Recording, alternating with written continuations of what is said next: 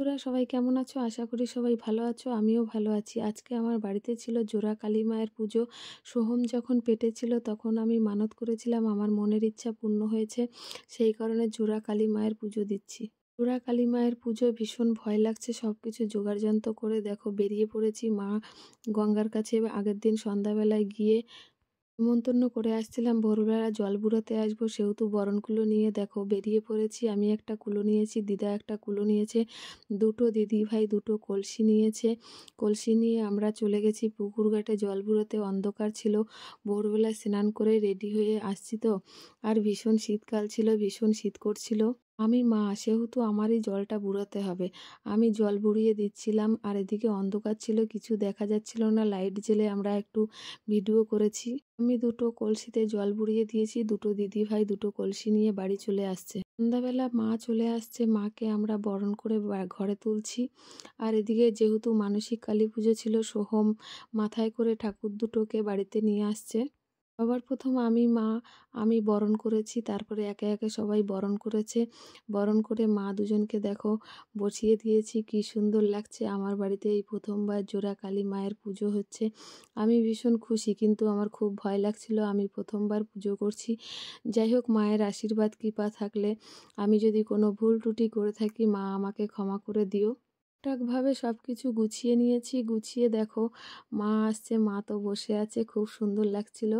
আর এদিকে ছেলে মেয়েগুলো নাচানাচি করছিল। আমি ডেকে বললাম, তোরা একটু মাকে প্রণাম করে নে। ওরা একটু মাকে প্রণাম করে নিয়েছে। আর এদিকে দেখো রান্না বাড়ার জন্য সব কাটাকুটি চলছিল।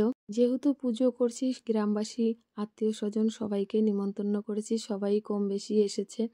আর এদিকে কাটাকাটি চলছে। আর রান্নার জন্য আমার জ্যাঠা শ্বশুরকে বলেছিলাম, আমার জ্যাঠা শ্বশুর রান্না করবে খিচুড়ি, পায়েস আর একটা ঘ্যাট।